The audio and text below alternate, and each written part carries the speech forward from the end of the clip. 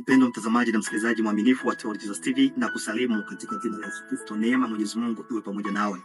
Kwa unyenyekevu wote na furaha na kukaribisha kwenye kipindi hiki mwongozo wa kujifunza Biblia nisome shule ya Sabato. Kwenye robo hii ya pili tunajifunza namna ya kuelewa unabii wa Biblia, na somo la juma hii ambalo ni somo la 9 linatuonyesha katika Zaburi kwenye sehemu ya pili. Leo ni siku ya Jumanne, nazungumzia leo pamoja kujifunza kuhusu chini ya miguu yake. Chini ya miguu yake. Utanijiuliza, ni chini ya miguu yake nani? Mpendwa mtazamaji na msikilizaji, tumepitia changamoto nyingi kulingana na somo la jana. Tunapitia mateso, hata katika dhama kubwa Yesu yuko pamoja nasi. Lakini nikukumbushe tu ya kwamba mateso tunayopitia sio kwamba ni ya milele. Muda mrefu, siku zijazo zina tumaini. Unaposoma kwenye Zaburi ya 17:1-4, hapo karibuni dunia itabadilika na kuna matumaini. Ndio, kuna tumaini. Usikate tamaa, kuna tumaini kabisa. Wakati Mungu alipomuumba Adamu na Hawa akampatia mamlaka kutawala ulimwengu.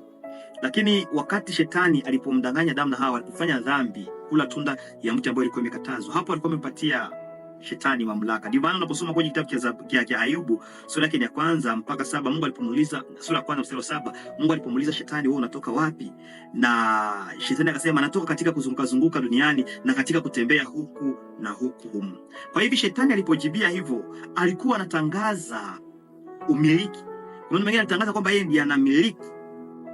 Mpendwa, leo nitakusihi kulinganisha Wathesalonika wa kwanza 4:13-17 na Zekaria 14:4 na uzingatie miguu ya Kristo. Unapata tofauti gani kati ya vifungu hivi na vinatufundisha nini kuhusu vipengele hivi viwili tofauti, ingawa yanahusiana vya mamlaka kuu ya Kristo juu ya ulimwengu huu? Basi pamoja na Roho Mtakatifu, karibuni.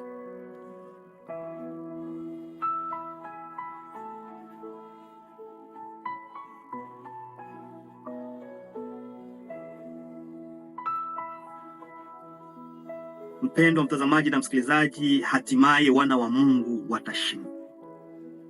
Yesu ameishinda dunia, na wote wanamtegemea kuwa Bwana mkombozi wa maisha yao hatimaye watashinda.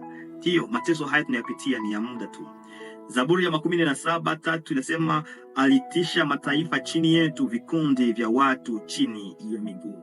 Kwa hivyo kuweka miguu mahali palikuwa katika nyakati za kale njia ya kuwakilisha haki ya kumiliki eneo hilo, kulingana na kile kitabu cha Kumbukumbu la Torati 11:24. Kwa hivi nataka nikuzungumzie tu ya kwamba hapo shetani aliposema kwamba natoka kuzunguka, ilikuwa ni kusema anamiliki.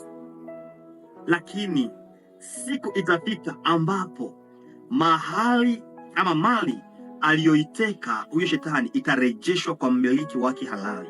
Shetani alinyang'anya madaraka. Lakini wakati unakuja, wakati ambapo madaraka ambayo shetani alitoa kwa kinguvu itarudishwa kwa yule ambaye anastahili.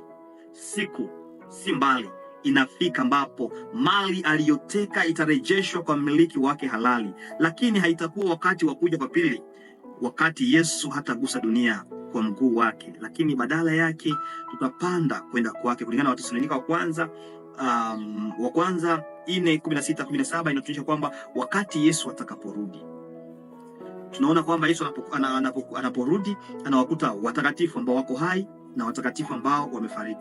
Wale ambao wako hai na wale ambao wamefariki, waliofariki wanafufuka, watakatifu wanakuta walio hai na wanapaa kwenda mbinguni. Kwa wakati huu mojelea, waovu ambao wako hai wanakufa pamoja na waovu ambao wamekuwa wamezikwa tayari, wanabaki huko makaburini kwa miaka 1000. Na hapo Yesu atakaporudi hiyo mara ya pili hata kanyaka duniani, kulingana na kitabu cha Wathesalonika.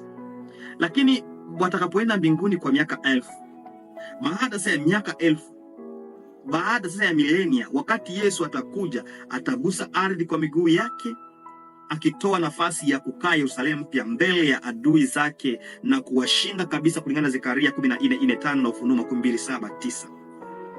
Kwa huo mlima ambao alipanda akiwepo wa Mzeituni, ni hapo ndipo atakanyaga na itakuwa ni furaha na raha kabisa. Dada White ametoa maneno haya, anasema Kristo anashuka juu ya mlima wa Mizeituni, mahali ambapo baada ya kufuka kwake Kutokea hapo alipaa, na mahali ambapo malaika walirudia kutangaza ahadi ya kurudi kwake. Nabii anasema, Bwana Mungu wangu atakuja na watakatifu wote pamoja naye, na siku hiyo miguu yake itasimama juu ya mlima wa Mizeituni unaoelekea Yerusalemu upande wa mashariki, nao mlima wa Mizeituni utapasuka katikati yake, na litakuwako huko bonde kubwa sana, naye Bwana atakuwa mfalme juu ya nchi yote. Siku hiyo Bwana atakuwa mmoja na jina lake moja. Wakati Yerusalemu mpya katika utukufu wake mwingi unaposhuka chini kutoka mbinguni, unatua mahali ambapo pamesifishwa na kuandaliwa kupokea na Kristo pamoja na watu wake na malaika wanaoingia mji mtakatifu. Mungu akubariki. Tuombe. Asante Yesu Kristo kwa somo hili, endelea kutupatia matumaini ya kwamba utakapokuja mambo yote yatakuwa mazuri, katika jina la Yesu Kristo, amina.